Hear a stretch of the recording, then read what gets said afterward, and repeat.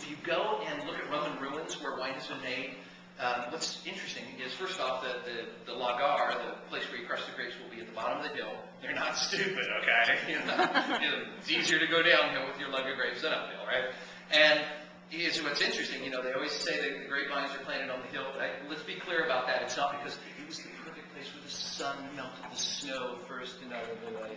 You know what it is? Nothing else grows up there other than olives, grapevines, and a few nuts and fruits. The fertile soil down here is for the stuff we really need. The wheat and the barley and the tomatoes and it's where the animals forage for food. Come on, you're not going to waste, this stuff on grapevine. Plus, they actually do pretty good up there. In fact, what we've discovered is they do even better up there, partially because we have, let's face it, husbanded them so that they are the kinds of grapes that do better in those drier climates up there, more exposure from sun, yada yada, but I digress. The issue is that when you go and see these Roman ruins, there's one lagar, okay? So were they growing one variety? No, because the stupid farmer plants one crop. They had different grapes up there. They had different colors of grapes up there because, again, the stupid farmer plants but one crop. So let's talk about Bordeaux for a second. You have the famous 5 Bordeaux grapes. There's, of course, many others because Merlot flowers before, let's say, Cabernet. So if you get an early spring frost, the Merlot's wiped out, your Cabernet's still good. Let's say you get rain at harvest time. Well, the Merlot comes in early, the Cabernet comes in later,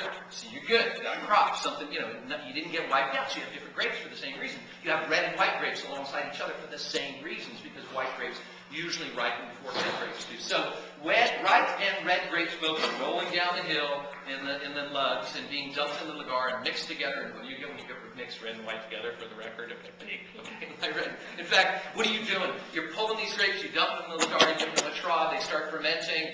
Meanwhile, you haven't pulled all the grapes down. You're pulling them as they're kind of as ripe as you can afford to let them get before the deer eat them, or the birds eat them, or the neighbors steal them, or it rains, because you don't know if it's going to rain tomorrow, much less next week.